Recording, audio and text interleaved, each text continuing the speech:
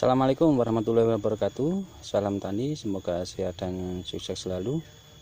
Alhamdulillah, pada kesempatan kali ini kita berjumpa lagi dengan Mapeng Channel, yaitu channel yang membahas tentang seputaran perkebunan kopi.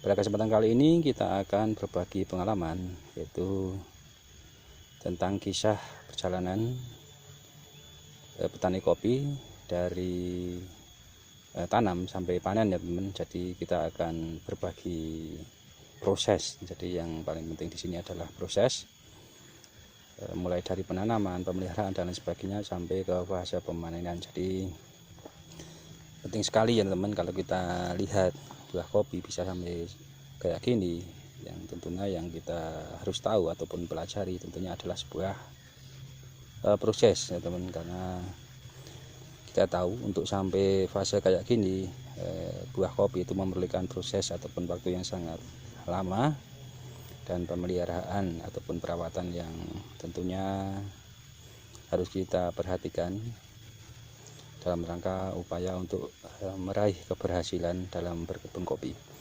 Sebelum saya lanjutkan, terima kasih kepada teman-teman yang sudah setia menonton video dari saya, yang sudah subscribe.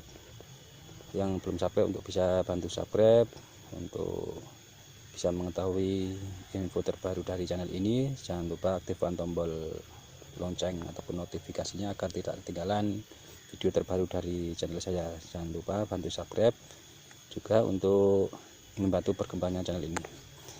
Baik, langsung saja teman-teman. Jadi proses yang telah kita lalui ataupun di sini kita akan berbagi pengalaman ataupun kisah kami, itu dari dulunya. Kalau kita tahu ini kurang lebih 7-8 tahun yang lalu ya, ini adalah kebun yang tidak terawat teman. Jadi untuk tanamannya pun ini campur adul. Jadi kita berpikir bagaimana agar kebun ini bisa lebih produktif. Untuk itu kami mencoba menanam kebun kopi, menanam tanaman kopi maksud saya. Dan alhamdulillah sampai sekarang hasilnya sudah bisa dibanggakan ya teman. Jadi langkah yang pertama, yang paling awal, sebelum teman-teman ingin melakukan mencoba bertani kopi adalah banyak teman-teman harus belajar, yaitu tentang tip ataupun trik dalam bertani kopi ya teman. Sambil teman-teman mempersiapkan lahan tentunya. Jadi lahan yang masih misalkan cuma belukar, itu teman bisa ini pembenahan kebun tentunya dengan ini membersihkan pohon-pohon yang tidak produktif ataupun rumput dan gulma dan lain sebagainya ya. Ini tentunya nantinya akan dijadikan lahan untuk siap ditanam ya teman. Sembari itu juga teman-teman mempersiapkan bibit tentunya. Jadi bibit yang berkualitas bisa teman-teman cari dari bibit cabutan ataupun juga dari bibit beli ya teman. Jadi sudah polybag sekarang sudah banyak dijual di pasaran. Tapi saya sarankan yang lebih murah, kalau saya biasanya juga bibit cabutan dari ini perkebunan liar teman. Jadi banyak sekali kita temukan di daerah saya, itu pun gratis. Jadi yang penting bisa memilih bibit yang berkualitas ya teman.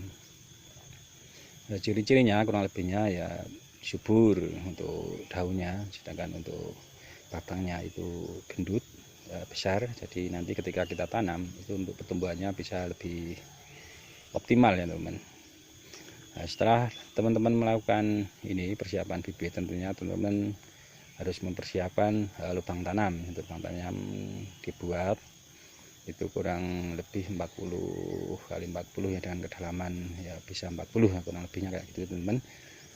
Sambil teman-teman memberikan pupuk organik ataupun kandang ya teman. Jadi tanah uduan, tanah ini galian lubang tanam bisa dicampur dengan pupuk kandang ataupun kompos, lalu dimasukkan kembali sebelum dilakukan penanaman.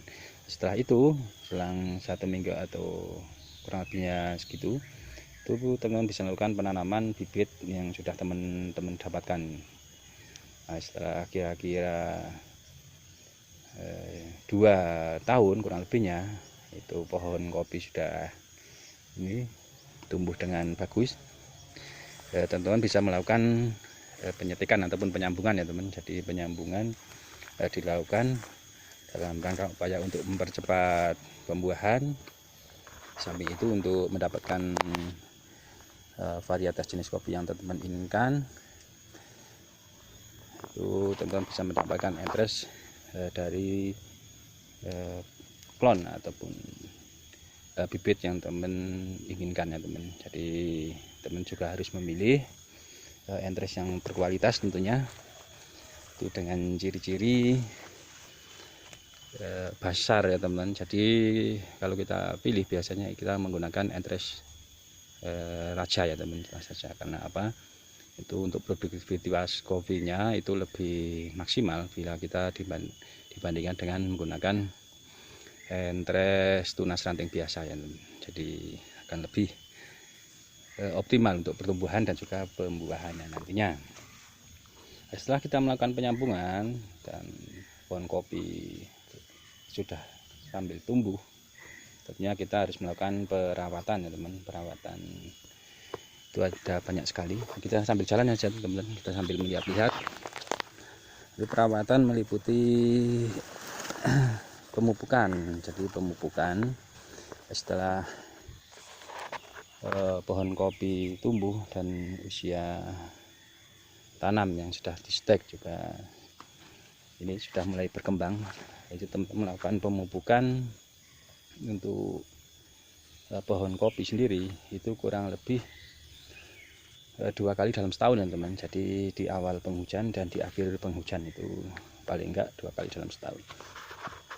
Secara logika kayak gini ya, di awal penghujan kita lakukan pemupukan itu karena ketika musim kemarau biasanya pohon kopi akan mengalami ini kurangnya kesehatan ataupun bisa dikatakan sakit, rusak ya teman. Untuk memulihkan kembali kesuburannya, teman-teman harus melakukan pemupukan dengan, kalau saya biasanya itu lebih banyak saya kasih unsur E-nya.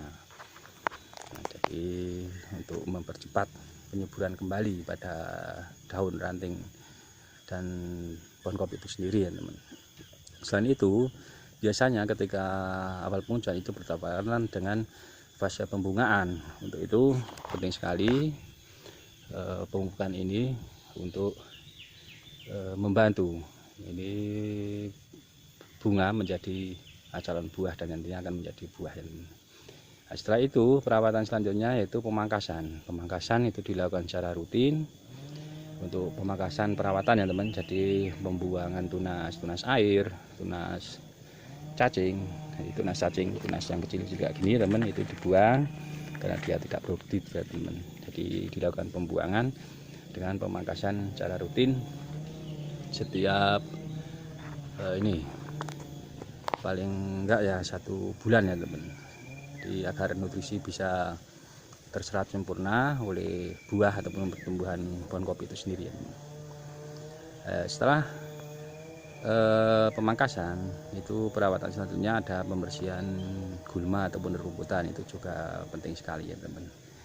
Jadi agar tidak mengganggu pertumbuhan pohon kopi ataupun ini kesehatan dari pohon kopi itu sendiri, misalkan dari serangan hama penyakit, jamur dan lain sebagainya. Nah, selanjutnya perawatan selanjutnya yaitu pemberantasan hama dan penyakit. Penting sekali ya teman, karena kita tahu pada pohon kopi banyak sekali hama dan penyakit, baik yang menyerang pohon kopi itu sendiri maupun buah ya teman. Misalkan hama penggerek ini buah, penggerek ranting dan lain sebagainya, dan juga serangan jamur. Nah, nanti bisa dilakukan pembasmian hama baik secara manual ataupun secara kimiawi ya teman. Nah, selanjutnya untuk tanaman naungan itu juga harus diperhatikan pemangkasannya. Ketika musim penghujan itu dibiarkan saja karena digunakan untuk melindungi pohon kopi dari sinar matahari secara langsung ya teman.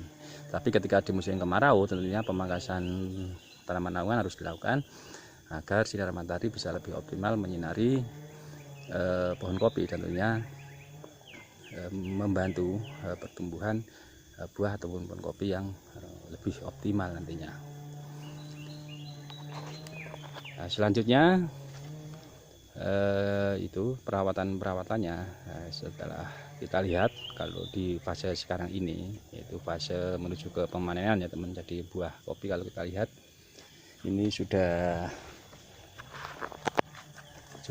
menua, padat berisi ya teman, tinggal menunggu berubah warna memerah, nantinya akan siap panen.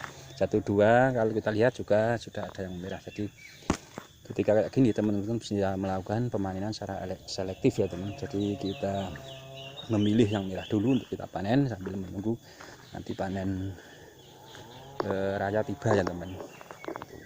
Ini jenis Tugusari kuning ya teman. Jadi kalau kita lihat ini akan lebih cepat duluan memerahnya dibandingkan dengan robusta lokal yang kayak gini ya teman. Jadi varietas kopi itu sangat menentukan untuk keberhasilan perkebunan kopi teman-teman ya. Jadi kita memilih varietas kopi yang sesuai dengan keadaan yang cocok di perkebunan kita, dengan MDPL di sekitar kita. Tentunya juga pohon kopi yang mampu beradaptasi dengan lingkungan di perkebunan kita ya teman. Nantinya akan kelihatan kopi yang mana yang bagus kita budidayakan atau kita kembangkan di perkebunan kita. Nantinya nanti sampai fase pemanenan ya teman-teman akan kita lihat, kita bisa rasakan. Ya, kalau kita tahu sekarang biji kopi kering di daerah saya itu kurang lebih 75 sampai 80 ribu ya teman. Jadi prosesnya memang sangat panjang sekali, dari buah kopi dari pembungaan sampai fase panen kayak gini itu memerlukan waktu yang lama, hampir 1 tahun ya teman. Itu prosesnya. Nah, kurang lebihnya kayak gitu ya teman. Jadi sedikit itu berbagi kisah sebagai seorang petani kopi dari awal sampai fase pemanenan ya teman. Mudah-mudahan bisa bermanfaat untuk teman-teman semua agar ini perkebunan kita menjadi perkebunan yang berhasil, tentunya produktivitas kopi yang berkualitas dengan kualitas yang bagus juga ya teman. Mudah-mudahan bermanfaat. Mohon maaf bila ada salah-salah kata. Terima kasih sudah menonton. Cukup sekian, terima kasih. Wassalamualaikum warahmatullahi wabarakatuh.